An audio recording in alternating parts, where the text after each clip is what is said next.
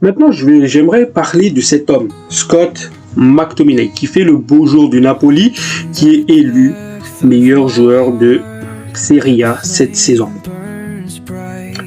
Donc, je vois les fanbases de Manchester United qui regrettent leur choix, qui regrettent le départ de McTominay, certains qui souhaitent le retour de McTominay.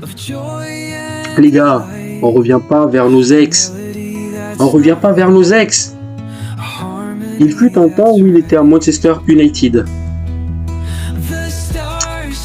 Même si moi-même, j'ai bien aimé McTominay. J'ai aimé McTominay malgré le fait que tout le monde lui trouvait des défauts, comme quoi c'est un joueur qui prenait pas de risques, c'est un joueur qui jouait la sécurité, c'est un joueur qui est transparent sur les terrains. Non, moi j'ai toujours vu les qualités de McTominay sur les terrains. Et moi j'ai aimé McTominay, mais on revient pas vers nos ex. Certains fans ont décidé de pointer du doigt McTominay comme si c'était lui le responsable du malheur de Manchester United. Et maintenant, ces mêmes fans-là, ils souhaitent le retour de Scott McTominay. Non les gars, laissez-le là où il est. Il est bien au Napoli.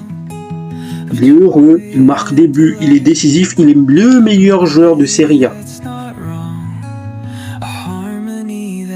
Mais j'aimerais quand même souligner un fait. Scott McTominay était très mal utilisé à Manchester United par Erik ten Hag. Il était mal utilisé à Manchester United. C'est pas un mauvais joueur, il était mal utilisé par Erik ten Hag. Et je vais vous dire un scoop, si c'était Amorim à l'époque, Scott McTominay sera titulaire dans le milieu du terrain.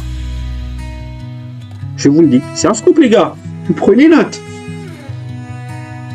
Mais c'est le passé. Il est temps de tourner la page. Comme je me suis dit à l'époque, je te souhaite d'être heureux au Napoli, mec.